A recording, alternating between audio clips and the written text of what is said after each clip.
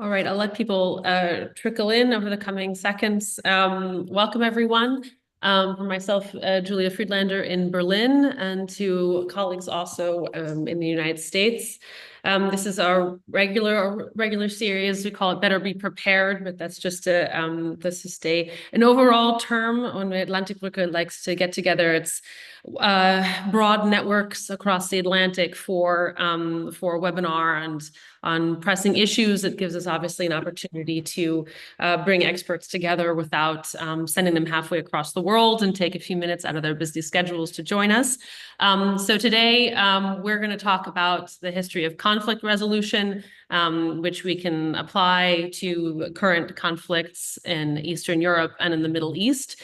I'm going to ask both Professor Deitelhoff and Professor Walt to give us a little bit of a historical overview of conflict resolution, to give us a guidance about how recent conflicts, perhaps over the 20th century, have come to an end. Are we talking about total defeat? Are we talking about war fatigue? And what are the triggers for warring parties to cease hostilities permanently? So again, it's a topic that has, I think, occupied all of our consciences for the past years. Is there going to be a Budapest meeting between Trump and Putin or not? And what is J.D. Vance doing over there in the Middle East with his own 2 feet on the ground, trying to hold a very, very tenuous ceasefire in place? So with that being said, perhaps, Nicole, I could turn it over to you in the first place to give us a little bit of introductory commentary. Yeah, I mean, if we're looking at the conflicts that we are facing today and the two that probably currently attract most attention, that is Russia's war in Ukraine and then, of course, Israel-Gaza, then these two conflicts actually are quite typical and atypical at the same time. They're typical because both refer to long rivalries or long-standing conflict histories, and in both we see a similar pattern, that is a problem of increasing war fatigue on the one hand, but on the other hand, hardly any political process arising that could bring up a lasting peace. This is particularly true, of course, for the Ukraine war, where we can see that there is less dynamic in the war. We see a war of attrition where both parties do not win but do not lose either. And this will go on for quite some time if there is not something happening that could bring a new dynamic into this conflict. But the same actually holds for Israel-Gaza or the Near East or Middle East, which is a conflict, one of the longest actually that we have since the end of the Second World War. And again, it is a conflict that has seen no end ever, but it's breaking up again in certain intervals. And even though we are currently in a period where we see kind of a political initiative, we are very far away from a political process that really transforms this long-standing conflict pattern into a plan for sustainable peace. I mean, we're not talking about two-state solution or anything like that right now. We're talking about how can we even keep the armistice that we have right now. So this is what I mean was typical. What is atypical about these conflicts is, for once, that we have interstate war that are raging here. That's true for Ukraine, not for Israel-Gaza.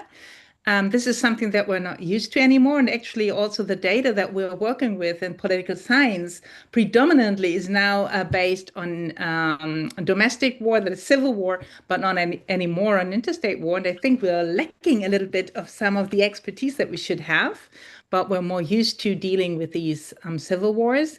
And the other thing that is a little bit atypical for Israel, Gaza, is the proactive and productive involvement of the Arabic neighbors in this conflict. So this is something I think we could talk about, because I think this is a novel aspect of this conflict zone that we haven't seen before. Mm-hmm.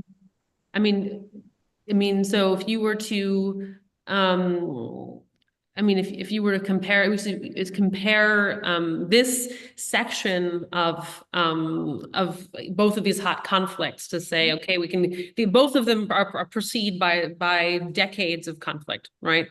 Do you think that there's a specific reason why we're seeing, I mean, sort of like from a historical perspective, and then I'll turn over to Professor Walt to ask the same question, why we're actually seeing both come to a head right now? Is there in certain global power balances?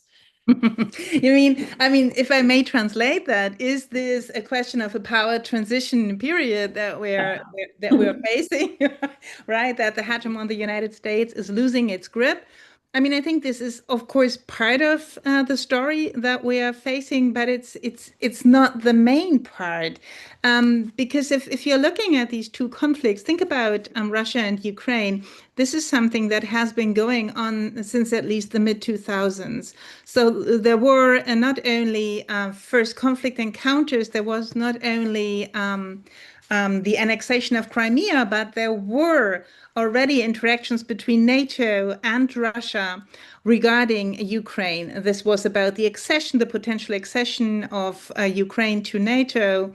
And what we've seen there is a series of misunderstandings and miscommunication that has led us into a situation where Russia then finally chose to enter into a full-scale war with Ukraine, or to actually attack Ukraine in a full-scale war. However, it did choose that moment, I think, because it was quite convinced that for once the West would not react properly. It had annexed Crimea, and not much has happened, actually. Not much had happened, right? So that was a mild reaction. It thought it could stand and live by this, particularly if it would be able to win the war swiftly, which it, I think, anticipated, and then had to learn that this anticipation was incorrect. And the other thing was a COVID-19 pandemia and the retreat of Western intervention forces from Afghanistan. And both, I think, created an impression in Moscow that the West would be occupied with other, more internal problems and would not have the time or energy, and let alone political will, to really address Russian Federation war in Ukraine. So this was not so much, I would say, solely about a US hegemon retreating from the world order, but it was more of a coming together of a certain development of interaction between Russia and NATO, a growing frustration on both sides with each other, and nevertheless an arrogance, maybe even on the NATO side, of not being willing or thinking it could afford and not to address this kind of miscommunication that was already going on, and then a couple of governance problems in the West as well. Right, surely, and this is, I mean, if we think about when the 2008 Russia-Georgia conflict, this was a point under George W. Bush when we thought the alliance was in a very good shape, and we're in accession mode. Professor Walt, let me turn to you. Okay, let me start by talking about this a little bit conceptually, and then also add some history to it as well. I think there are three main ways that wars come to an end. Obviously, the first is sort of a decisive victory for one side and unconditional surrender by the other. That ends the war. Even in those circumstances, however, the losing party usually has some agency. The victor can't necessarily get absolutely everything it might want. The second possibility, of course, is stalemate, mutual exhaustion, an agreement that we're better off making peace at this point, some sort of compromise, which may not be a perfectly even compromise. You know, one side may have to give up more than the other. An example here would be maybe the Iran-Iraq War, which ended after 8 years with sort of a return to the status quo ante. But you also could look to the Russo-Finnish War of 1939, which ends in a negotiated settlement. It's one-sided, but Russia doesn't get absolutely everything, doesn't take over all of Finland, etc. And then the third way a wars can end is through an imposed peace. Outside powers come in and put enormous pressure on the warring parties to bring this to an end. That can overlap, of course, with the second category, with a negotiated settlement. And you could argue that many of the Middle East wars in the 1950s, 60s, and 70s were like this. The 1956 war ends because the United States puts enormous pressure on its allies to stop the fighting. 67 and 73 wars, the United States and Soviet Union lean on their respective clients to end the fighting as well. So those are the three main, I think, mechanisms by which wars end. There are unfortunately a number of really serious obstacles that get in the way of this process. I mean, first of all, the longer a war goes on, as sunk costs increase, the war aims of each side tend to increase. They all want to get something to make the sacrifices worthwhile. You have domestic political leaders who may be gambling for resurrection, hoping that they can pull out a victory even when things look bleak because they think their political futures are grim if they don't somehow manage to achieve a victory. The hostility and suspicion on both sides tends to increase during a war. You've been killing each other in large numbers. Horrible things are being said on both sides. So whatever the relationship was before the war, it's likely to be much worse as a result of the fighting, which of course then makes it harder to cut a deal, to trust the other side, etc. as well. Propaganda and censorship during a war make it hard for people on either side to know exactly how the war is going, and that maybe even is true at the top. People may not fully understand whether it's time to make peace or not. Back in World War I, the Prime Minister of Great Britain, Lloyd George, once commented to an aide that if the people really knew what was happening over there in France, the war would end tomorrow. And that kind of captures how the fog of war can make it hard to make peace. And then last but not least, there's the famous commitment problem, that even if both sides want to make peace, they have to have some reason to believe that the other side will abide by it. Now, this is where third-party guarantees can sometimes help. Third parties come in and try to ensure that both sides will stick to the agreement, but it's often very difficult to make those guarantees fully credible as well. I should just add here, this is one of the places where UN peacekeeping forces often play a positive role. They essentially can come in, keep the warring parties separate, try to ensure that neither side violates it. And the overall record of UN peacekeeping is actually pretty good, not perfect, but pretty reassuring there. So let me just say a word or two about Gaza and Ukraine. First, Ukraine. I mean, in my view, neither side is going to gain a decisive victory here as well. A negotiated peace is going to require each side to give up some of what it might want as well. Whether that's a fully even deal, I think, remains to be seen. I think it's very hard to know what the exact state of the battle is and the condition of either side. If you try to read Western sources on this, they're all over the map on, how badly or well Ukraine is doing, how badly or well Russia is doing. Is the Russian economy about to collapse, or can it stagger on for a long time? There's no consensus here, so it's very hard to know exactly how this should be resolved. There's also a paradox at the heart here of the problem. Ukraine wants security guarantees from the West, possibly others, for obvious reasons. They have every reason to want those. And Russia wants Ukraine to be neutral. So the more Ukraine insists on guarantees from others, the more Russia has an incentive to keep the war going, gain more territory, weaken Ukraine over the longer term. And that means finding a compromise is extremely difficult. And I might add, I think the problem with third-party guarantees here is that it's going to be hard to make them fully credible, given the history of the conflict, given the fact that no Western power has wanted to put its own forces in harm's way there. If you're not willing to do that now, how can you promise to maybe do that at some point in the future and have it be believed? Even if you're sincere, it's hard to persuade others of that. Similarly, you have the same set of dynamics in a slightly different form with respect to Gaza. Certainly, the war aims on the Israeli side may have increased over time. It's, I think, pretty clear that Prime Minister Netanyahu has kept the war going in part to enhance his own political fortunes, gambling for resurrection after the security failure of the October 7th attacks. Of course, relations between Israelis and Palestinians were terrible before the fighting began. They are much worse now. So trying to achieve some kind of political settlement, even more difficult as well. And again, you have the sort of famous commitment problem, and you see this now in the fact that there is supposed to be some kind of international force that will take over in Gaza, some kind of monitoring arrangement to ensure compliance, and none of those things have been put in place yet. It's not even clear they're ever going to be put in place. So Gaza, it's very hard to be optimistic that we've seen the end of this, simply because all of the difficult issues remain to be addressed.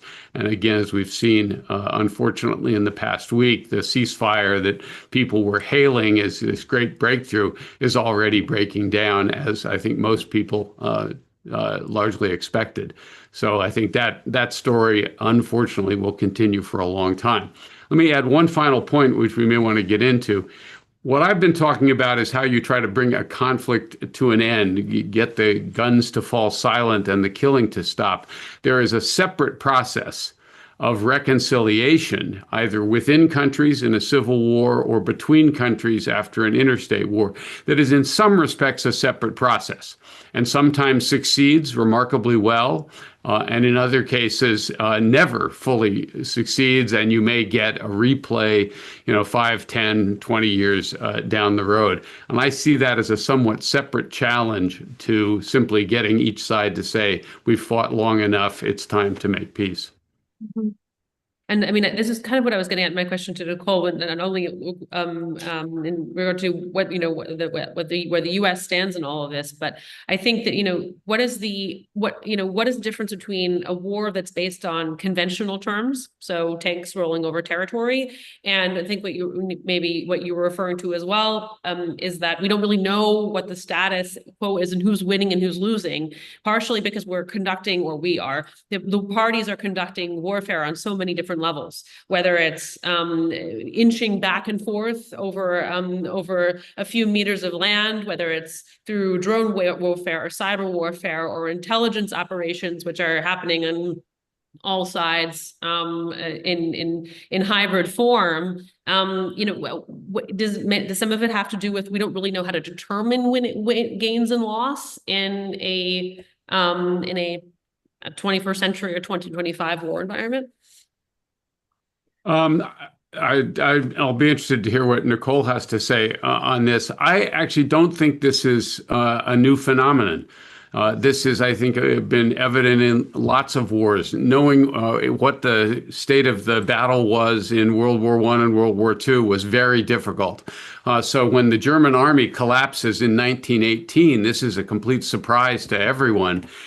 Historians can now explain, here's what was happening, here's why this occurred, but it was an extraordinary surprise at the time.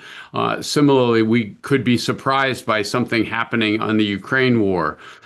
So there was this brief moment a couple of years ago when Prigozhin staged his little rebellion against Putin, and everyone thought, oh, gee, maybe the Russians are going to be getting out.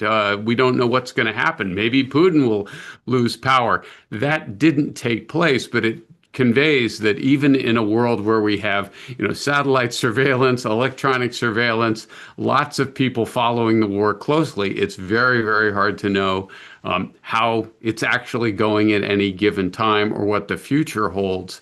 And again, that allows parties on both sides that want to keep it going to tell a story for why, if we keep fighting, things will be better next month, next year, whatever. So I think, but I don't think this is new.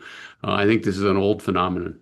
Yeah, we completely agree. I think that the fog of war looks different maybe in different wars, but nevertheless, we still have a very thick fog of war.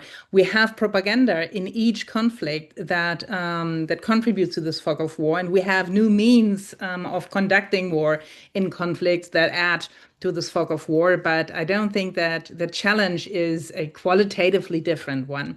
However, I wanted to add one thing to the ways in which wars end. I mean, one of the trends that we are facing for the last couple of decades is that at least a third, I think even more, in intrastate wars, it's about 40%, and in interstate wars, it's about 30%. These conflicts end without any settlement. They just simply, die out or are frozen, but could erupt at any time, any point in time again. So this is also something that we are facing, and particularly actually Israel or the Middle East has been one of the areas where we had a lot of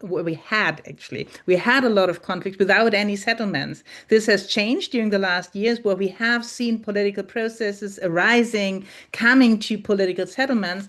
But for a very long time, particularly in this area, we haven't seen many settlements, but rather frozen conflicts or conflicts that have been out of sight, but have never been settled.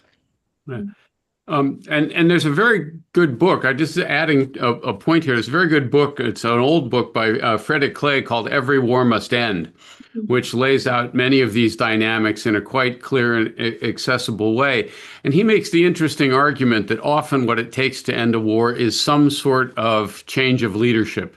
Essentially, the people who get you into the war are not the ones who can get you out, partly because they kind of have to admit that maybe they made a mistake, partly because they're going to be viewed as horrible by the other side, so they have no credibility. And in some ways, if you get a replacement of the government, whether that's done legitimately or through a coup or whatever, suddenly the new leader is not necessarily bound by what the old one was doing, and can both shift policy in various ways, but also may be seen as a more reliable or honest broker by others, more willing to make peace. Of course, incumbent rulers are aware of this and often go to enormous lengths to cling to power during a war. And because nationalism and patriotism get invoked in a variety of ways, it's often hard to remove them from power. But it's at least something to bear in mind that in some of these conflicts, a change in leadership may in fact be necessary if you want to finally bring it to an end. I also wanted to second Nicole's point that many of these conflicts do just sort of die out, end up in a frozen conflict. And I think, unfortunately, that may be the most likely outcome with respect to Ukraine, that eventually there is some kind of ceasefire. It's not perfect. There continues to be some pressure across whatever the line of control is, and whether it heats up again or not, would remain to be seen. Do you think a Minsk 3 scenario is technically possible? I mean, that was not, again, I remember how, of course, I was on the American side, mostly working on financial payments over the line of contact. But that was, that wasn't really a ceasefire either. That was sort of agree to disagree. I think it was even more because, the Minsk agreement didn't even call Russia a participant in the war. I think that was the first problem. Russia was a third party, but not a conflict party. And that was, I think, the birth mistake of Minsk. And then we had an agreement on the table that was neither enforced on the Ukrainian side nor on the Russian side. So it was very hard to be enforced anyway. So there were so many problems with this agreement, and the rationale of many Western governments, and I think particularly also of the German chancellor at that point in time, was simply to buy time. And to buy time to find a political solution to this conflict, but it's completely underestimated, I think, how high the stakes were for Putin in this conflict. So no, I don't think that a Minsk 3 scenario is a plausible one, nor a particular for the survival of Ukraine as an independent state, a viable one. Yeah. But then.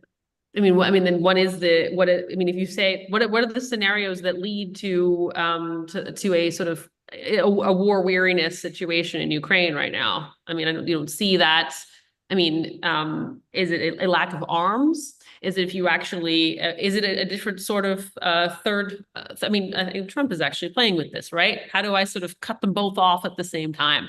We don't give the Ukrainians the tomahawks or additional backup. And maybe we will actually get around to some serious enforcement of oil sanctions to cut off Russian revenue sources and cause a fuel crisis in the country.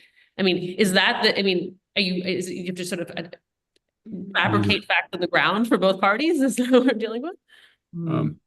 I guess my view of the Trump administration's handling of this is that they have yet to make up their mind.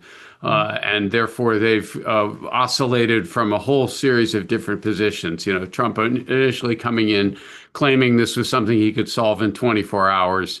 That was obviously never realistic. But the initial view was, well, Ukraine's the problem. All we need to do is put a lot of pressure on them, make nice with Putin, and we'll get a deal very quickly. That, of course, didn't work as well. Then, you know, Trump, having been disappointed now several times by Putin, decides to get a little bit tougher.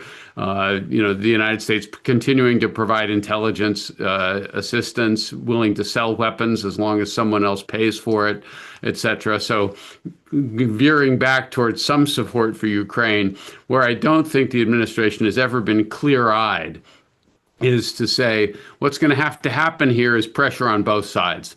Ukraine is going to have to give up some of its ambitions, and that'll be very difficult for Zelensky to do politically for a variety of reasons. But realistically speaking, they are not going to get back most of the 4 oblasts, and they're not going to get back Crimea, and that has to be recognized. And the only way that that will work is if the United States and the rest of Europe is putting enormous pressure on Ukraine to see that. At the same time, of course, you also have to be putting as much pressure as possible on Russia that you've made some gains, you're not going to get any more, and we're going to have to work out an understanding of how Ukraine going forward can still be secure. That's we've got, and to get the Russians to agree to that, you're going to have to press them. And the United States has sort of flipped back and forth between these two options instead of doing them both at the same time.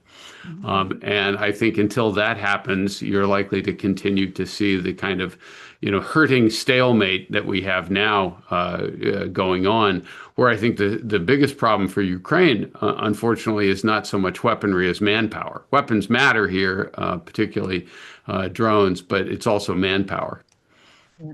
I think that's absolutely true, and I think Stephen said right that new leadership might bring a chance for new dynamic, for new peace, and I think you can turn that a little bit around. I don't think that either Zelensky or Putin will survive a peace between Russia and Ukraine, because both are in a position they had to mobilize for this war. They had to massively mobilize within their populations for this war. So they both have little room to maneuver. This is true for Zelensky, who will probably lose office once he will enter into any kind of settlement that will include substantial that will mean that Ukraine has to give up substantial portions of its territory. And it will hold the same for Putin, who has killed, or let's say banned, all kind of more moderate voices in the Kremlin, and who is surrounded by hardliners who would like to go even more tough on not only Ukraine, but on the West more completely, and who will also probably not let him politically, but maybe even physically survive such a political settlement. So I would say that we won't see a Putin nor a Zelensky after a political settlement.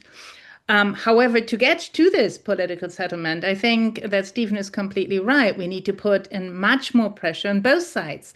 That has been tested much more extensively with Ukraine. Ukraine has already softened its position. It has made first signals that it is willing to relax its stance towards regaining its complete territory, that it is willing to accept maybe certain international control of part of its territory for some time, to have, a settlement of territorial questions postponed to the future. So that has already been taking place, and I think there is movement, but we haven't seen any extensive test with that for the Russian side. And this Tomahawk lines of Trump might have been a first testing of the temperature, but I think we are far away from really testing to put pressure on the Russia side to see whether it is willing to soften its position. By now, we have only seen charming to achieve this goal, right? We have the anchorage with the red carpet for Putin and the hugs and riding together in the limousine and stuff like that with no effect, right? But we haven't seen putting pressure on Putin at all. And I'm not sure whether Trump is really willing to do so, because he always seems to think that other major power leaders would behave and feel like him. So I think he still thinks that it's all about making profit in this war, but profit is not what's on Putin's mind when he's thinking about Ukraine. If this war would be about profits, then it would have long ended. It would have ended after the first 2 or 3 weeks in 2022, when for Putin it became clear that he wouldn't be able to sack Kiev in any acceptable time frame. Yeah, well, I mean, the thing he says the most is it's bad PR. That's what he will right. to both Putin and to Bibi Netanyahu. You don't look so great in this picture, but seriously, I guess we go back maybe a bit to Nicole, to the European stance. Mm-hmm. Germany and several others in NATO are willing to bite the bullet and say, okay, we're going to swallow our pride and we're going to buy American weapons and give them to Ukraine. And that's the extent of what we're really think we're capable of doing. And the rest is to just sort of plump up Trump's ego and make him do it. Mm-hmm. And it works out. It does work out. I mean, I can I've witnessed bribery with the guy. It does tend to work, but I think, but is that a solid European bet for to sort of make Trump do it long enough to allow the Europeans to shore up the European front, right? I mean, it seems. Well, yeah, I mean, if you cannot do it alone, and that is the blatant truth. Yeah. About the Europeans. Currently, they are not able to do it on their own. They have neither strategies in place nor capabilities in place that they could do it on their own. They have for a very long time, and we all know that, relied on the US when it comes to war making. So the US is responsible for, deterrence and all this ugly stuff, and the Europeans could concentrate on other nice stuff. Development aid, global governance institutions, creating more norms, better norms, and what have you. But they have not invested in their defense capabilities nor in their defense strategies. That's all tied down in NATO. So what should they do? They have to bribe the US president. They have to call him Daddy Trump so that he, stays with them and helps them in dealing with this conflict as long as it takes. I mean, and I think what we see is kind of this two-pronged strategy. On the one hand, give Trump what he wants and make him feel that he's really loved by all Europeans so that he stays in Europe and keeps Russia at bay, while on the other hand, simultaneously trying to build up capabilities to be able to act independently in the future. But this future is a distant future. This is nothing that the Europeans will achieve in the next, 1 to 3 years, but we're rather talking about 10 to 15 years before Europe is ready really to deal with Russia and the Russian threat on their own. Yeah. I agree with that wholeheartly. I would add a couple of points. And first is that Europe is not united on this. I think there's a general sense that, yes, the war in Ukraine is a problem, but if you talk to leaders from the Baltic states or from Poland, there's a real sense of urgency, a real sense, of hair on fire. If you talk to leaders from other parts of Europe, they're much less concerned about it. And then if you talk to Viktor Orban, he has an entirely different view of the whole situation. So Yes, Europe would like the war over. Yes, Europe would like to help Ukraine, but how seriously it wants to help, I think, is, again, not something that all Europeans agree on. The second point on America, I mean, one of the other reasons to be concerned from a European perspective is that, although the Trump administration claims it wants to reduce American commitments, not get involved in forever wars, things like that. The fact is their agenda is very crowded. And they've sort of ignored the normal administrative procedures and normal arms of the government. But if you look at what they're trying to do, right, they're trying to bring peace in the Middle East. They're trying to bring peace in Ukraine. They're trying to overthrow the government in Venezuela. They're trying to re-engineer the sort of basic character of American government. And in some of those cases, it's the same people trying to do it. Steve Witkoff is involved in both the Gaza situation and in Ukraine. There's only 24 hours a day, 7 days in a week, and these are not problems that you solve quickly or easily. They require a lot of sustained attention and a lot of expertise. If you were putting together a team, Julia, you know this well, if you're putting together a team to try and negotiate even a ceasefire, not even a peace agreement, just a ceasefire in Ukraine, that's a very complicated process. That's not something you do on a single sheet of paper, over in 20 minutes or so. And then if you were trying to talk about, all right, what are sort of the lasting things that have to be resolved in order to have a lasting peace, then you're getting into the whole question of, what types of military will each side have? What relations with outside powers? Can Ukraine buy weapons on the world market? Can it get military advisors to help them learn how to use those weapons going forward, et cetera, et cetera, et cetera? That all has to be, I think, worked out as part of a negotiation. And you don't do that with a single envoy who is also distracted by a series of other alarm bells going off in other places as well. Again, it just reminds everybody that making peace begins with the two sides wanting to actually make peace, but that's the beginning of the process, not the end. I mean, to be honest, sometimes I often felt like I wish there were fewer cooks in the kitchen in the U.S. government interagency process. Steered out of the organization formerly known as the National Security Council, and actually hoping for someone who was just gonna, okay, just get on with it already. We don't need to have 20 meetings and 20 agencies involved. And so I think, to what extent, maybe it shouldn't be one guy, and maybe he shouldn't necessarily be a New York City real estate developer who thinks everything is a term of contract, but what do you think this sort of the negotiating team in this current environment could actually look like?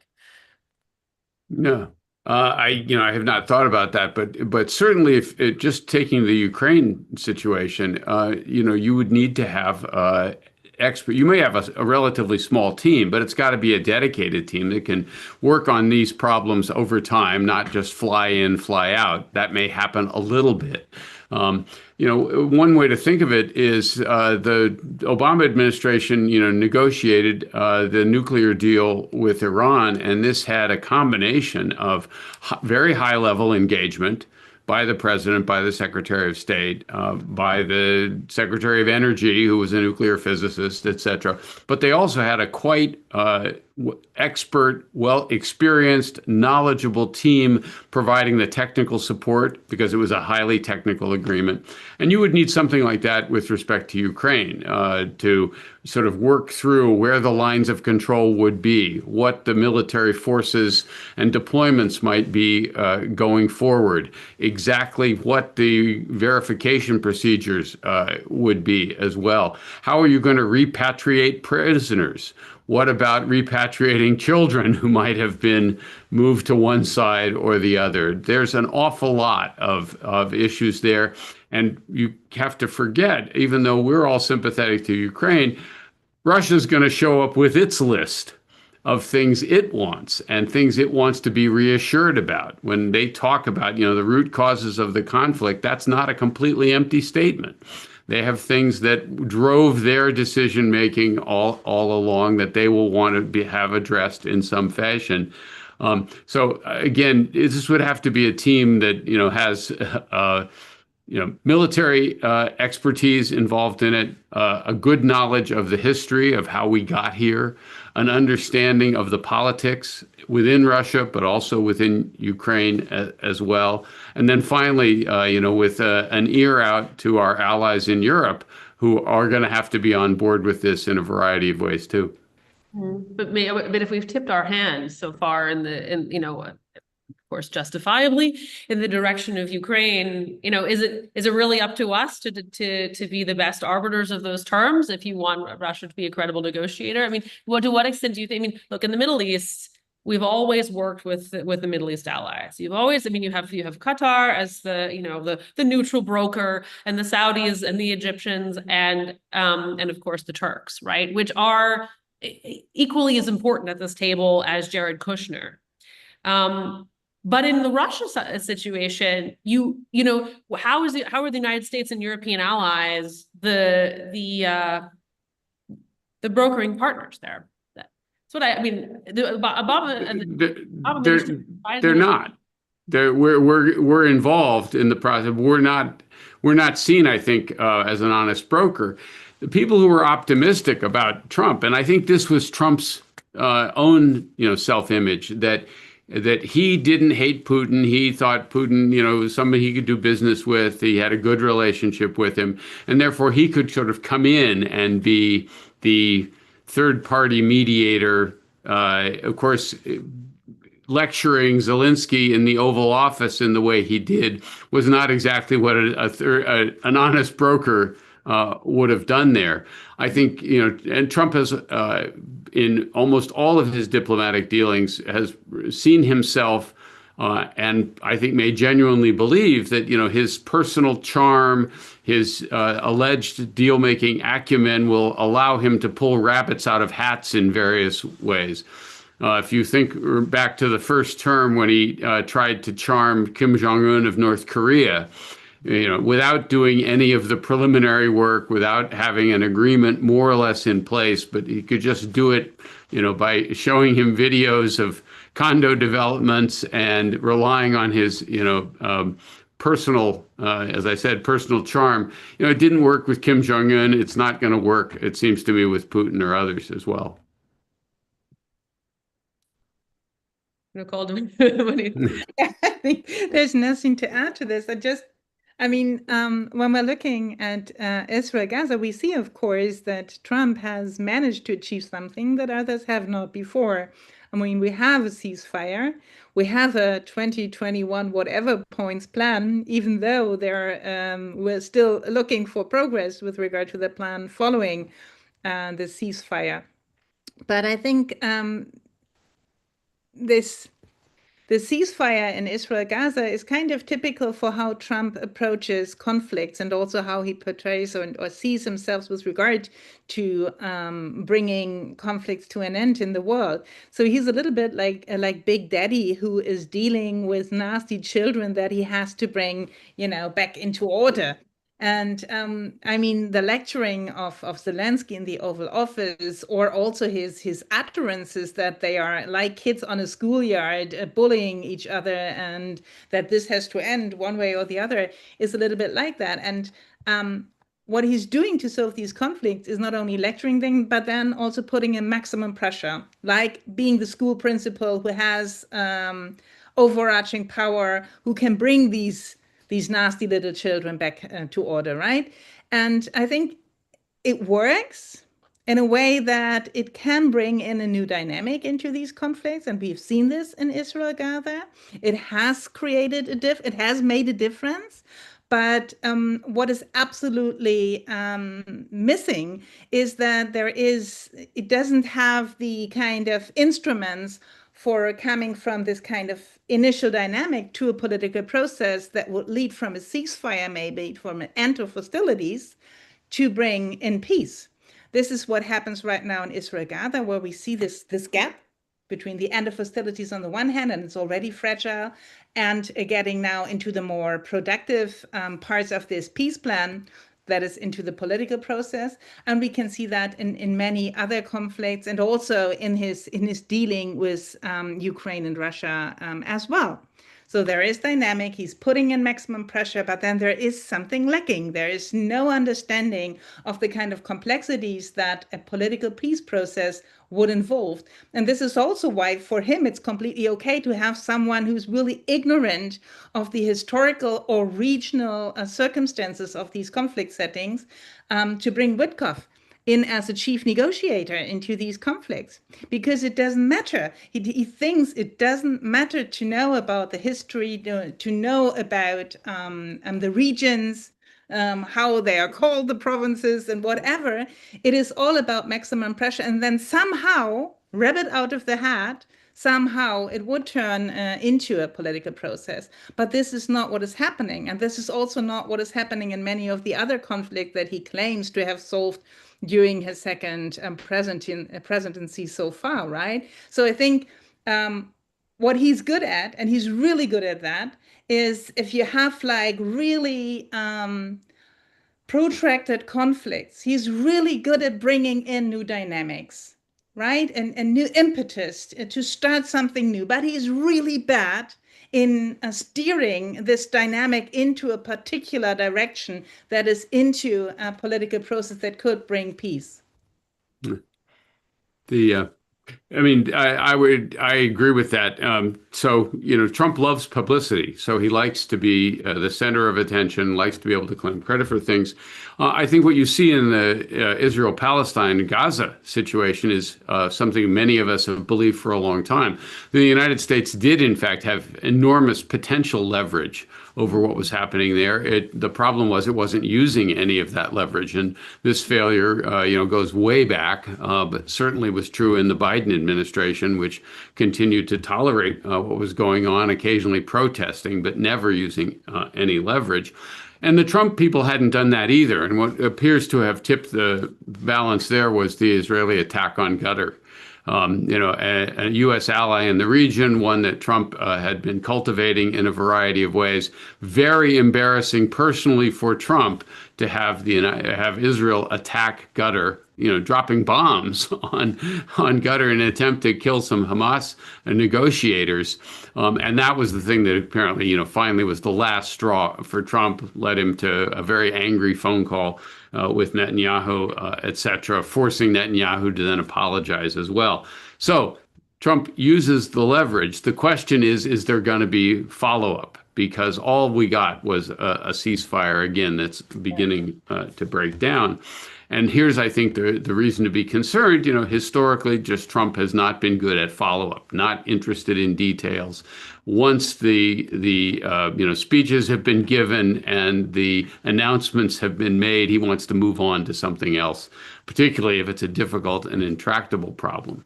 Let me add just one other point, though, and bring it back to Ukraine. Ultimately, the countries in the Middle East are very dependent, especially true of Israel. It's a country of 10 million people, right? Very dependent on support from the United States. The United States has enormous leverage over that situation. Russia, you're dealing with a very different country, former superpower in the Soviet Union, but still 140 million, nuclear armed, big army, et cetera. Involved in lots of places around the world. We don't have the same leverage. We have some. There's ways in which the United States can increase pressure or can offer things that Russia might ultimately want, but it is not the same as dealing with a country of 10 million people that is heavily dependent on American backing in a variety of ways. And we just sort of recognize that the amount of influence the United States potentially has in the Middle East is much greater than it might have over a settlement in Ukraine. Right, and certainly, if you the sort of the stars aligned, right? I mean, you could joke almost that it's like it was a denial and deception on the part of the Israeli Air Force. So please bail us out of this by railing. But that's obviously not just a joke. But the fact that despite its extreme isolation politically, Israel had never been, and has actually regionally never been safer. At the same time as you were able to bring the Arab allies and Turkey behind Qatar to pressure Hamas at a specific weak point for them, right? So, I mean, in sort of defense of the Biden administration, and I think Tony Blinken said so much in a recent interview, is that like we didn't have the luxury of having that set of circumstances, right? If we had we risked putting Israel more at risk itself if we were to put the kind of pressure on them that Trump ended up doing to Netanyahu on live television. With all due respect to Secretary Blinken, I think that's a pretty feeble excuse. Fair enough. For the complete failure of their policy. I'm not surprised he's saying that, but I don't think we necessarily have to take it as gospel. I wouldn't say it is. I'm not saying I was taking as gospel either, but I think that it is, and there is an argument to be made that Trump identifies the right pressure point and the right time to dive in, and that was certainly true in the Middle East at this point in time, and I do believe that the U.S. maintains the level of pressure necessary, and perhaps Netanyahu needs some new coalition partners if he's not going to disappear from power. He needs some new buddies in the Knesset. So I do. We've been pretty gloomy in this conversation, understandably so. But I can give you an optimistic story here, and it is actually one that hinges entirely on Trump's personality and ego, which is that he went to the Middle East and hailed this as the dawn of a new era. This was a great thing, typical Trump salesmanship. If the whole thing falls apart, then this is actually quite embarrassing for him if he gets defied again by the Israelis, etc. And we know that he desperately wants to get a Nobel Peace Prize. So if he genuinely wants a Nobel Peace Prize, the way to do that would be actually to stay focused on this, to actually try and produce something that at least approximates the rhetoric he used before. That implies a very different approach towards Israel, not just for a week or two, but over a sustained period of time. So if you want to be optimistic about the Middle East, and there have been some other writers who've pointed this out, you have to hope that qualities you may not like in Donald Trump, the narcissism, the obsession with glory, the desire for publicity, might in this case, and I emphasize might, lead him to actually do what no other president, really not since Jimmy Carter, have done, which is to make a sustained effort to try and achieve something that looks more like a lasting settlement. I am not betting that that will happen, but that would be my way of giving you an optimistic story. It's funny because I wrote, I think, an op-ed a couple of weeks ago where I said that the Europeans should do exactly that with regard to Trump and Ukraine. Make clear to him that if he's really supportive of Ukraine, that you would all nominate him for the Peace Nobel Prize, and this is probably the best chance to see putting him more pressure on Russia and helping maybe to get a political dynamic started there. So we're gonna all bet on Trump's ego again to try to arm. I mean, okay. So we have there are several questions in the chat which actually are concern themselves with European security, and therefore maybe Nicole, if you could give me the more optimistic scenario on perhaps on the European security framework and the sort of 5 to 7 year horizon, if we're lucky. I mean, is it if we're in for the long haul between warring parties between Russia and Ukraine, we're in the long haul for deterrence on the European continent, right? So then we might have time. Oh, gee. Yeah, I mean, I think for Europe, what is most important is, will Europe be able to politically reorganize its decision-making What I mean by that, it's not only that Europe is not united with regard to Ukraine, but Europe is also not united with regard to how it wants to organize its defense, what it wants to do, how it wants to do that, and in what time frame. And part of the problem is that Europe is the political Europe, which is the European Union, is hampered by its own decision-making instruments. So it's very hard for Europe to make progress because it's often relying on a consensus or a nearby consensus. And I think we have seen some interesting moves towards reorganizing this, the Europe Plus model, and similar moves seem to highlight a future where you see more and swifter integration in certain parts, in certain political fields, by going around the traditional forums, by creating new forums with new members, new energy, and also maybe then new outcomes. And if that would succeed, then maybe Europe will be able to really become a new political force on the continent, the political Europe, not the continental Europe.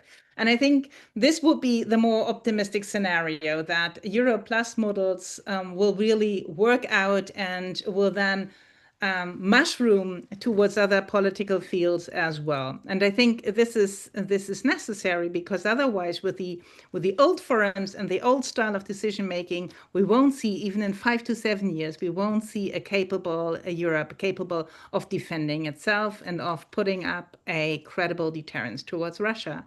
I think that it is not about weapons. It's not about building these weapons. It's not about financing these weapons, but it is about reorganizing on how to do politics in Europe. Yeah.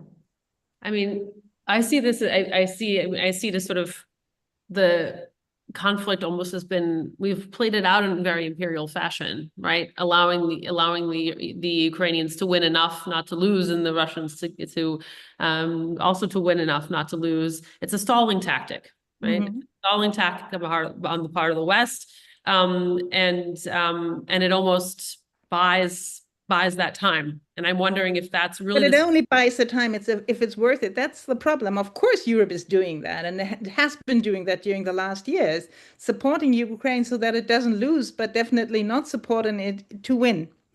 But the whole process, of course, and it was a costly strategy. Make no mistake, that was really costly. And it only makes sense to entertain such a strategy if you use that time. But I mean, we're now 2025. Have they used that time? And I don't think so.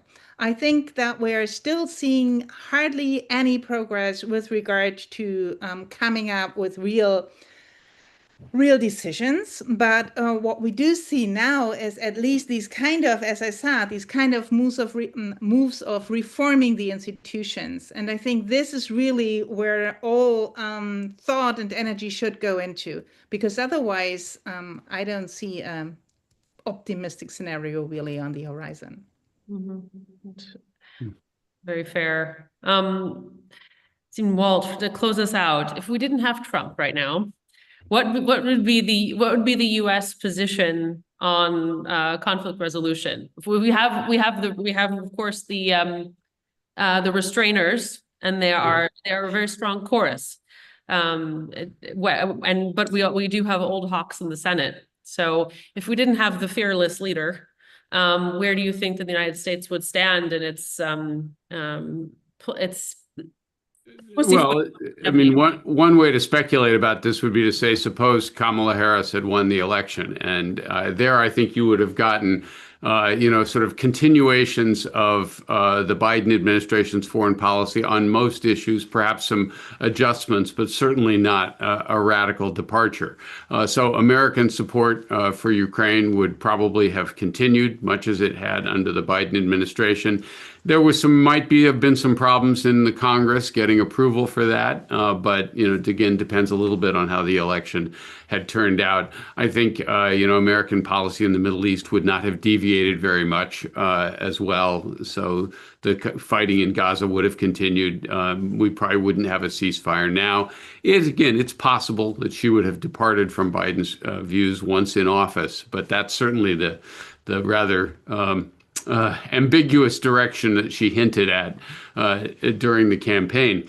What's been missing in many of these situations, however, has been a sort of genuine American commitment to peacemaking more broadly. Candidates, it's quite interesting. Trump has always run for office representing himself as the peace candidate, that he's not in favor. He opposes the forever wars. He's not going to invade other countries. He'll drop bombs on them, but he's not going to send troops to them as well. And in a funny way, that's been very marketable. The American people have wanted to hear that a president was interested in promoting peace. That's why Trump always claims credit for having made peace in lots of different ways. And it seems to be the only other leading American politician who's talked in those terms is Bernie Sanders.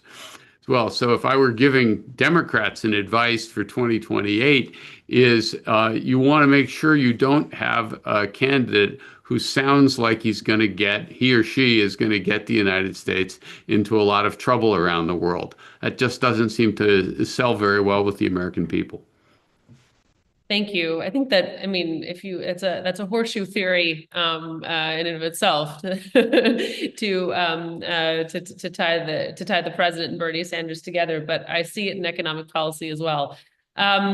Thank you so much to you both. This was intentionally open-ended as a conversation with two experts, just as food for thought to take a moment in time between the headlines. So thank you both for joining today, and see you all soon. Thank you. Thank you very much. Great talking with you both. Bye-bye.